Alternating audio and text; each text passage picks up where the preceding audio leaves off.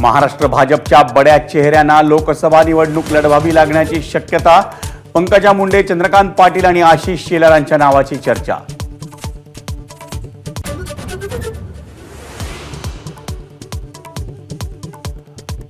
लोकसभा लढवावी लागण्याची मुनगंटीवारांना ही भीती. स्वतःचं वजन वापरा आणि मला भीतीतून मुक्त करा. सुधीर मुनगंटीवारांची मुख्यमंत्र्यांकडे विनंती.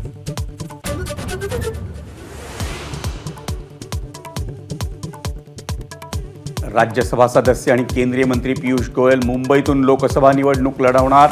लवकरच केंद्रीय निवडणूक समिती घोषणा करणार.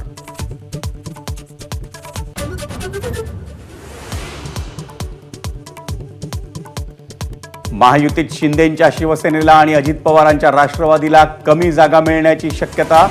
400 पारचं ध्येय पूर्ण करण्यासाठी भाजप कोणताही प्रयोग करण्यास इच्छुक नाही. सूत्रांची माहिती.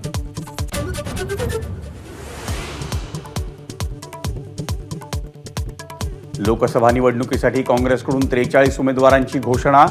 कमलनाथ आणि अशोक गेहलोत यंदा लोकसभा निवडणुकीपासून दूर.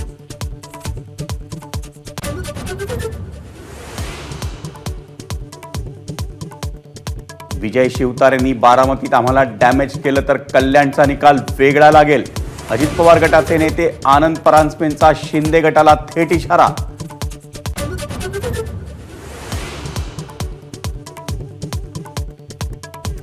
महाविकास आघाडीत सगळं काही आलबेल नाही. संजय राऊत माध्यमांशी खोटं बोलतात. प्रकाश आंबेडकरांच्या विधानामुळे राजकीय वर्तुळात खळबळ.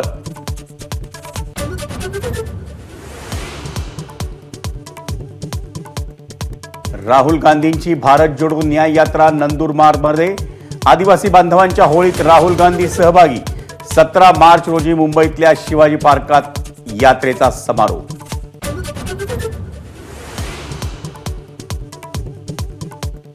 सुप्रीम कोर्टाच्या आदेशानंतर एसबीआयकडून निवडणूक रोख्यांची माहिती सादर. एसबीआयनं केंद्रीय निवडणूक आयोगाला निवडणूक रोख्यांची यादी पाठवली.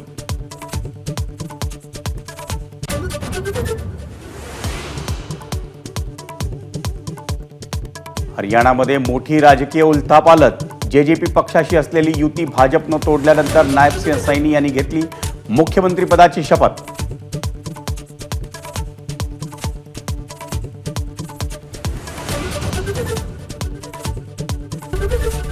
एबीपी माझा, उघडा डोळे बघा नीट.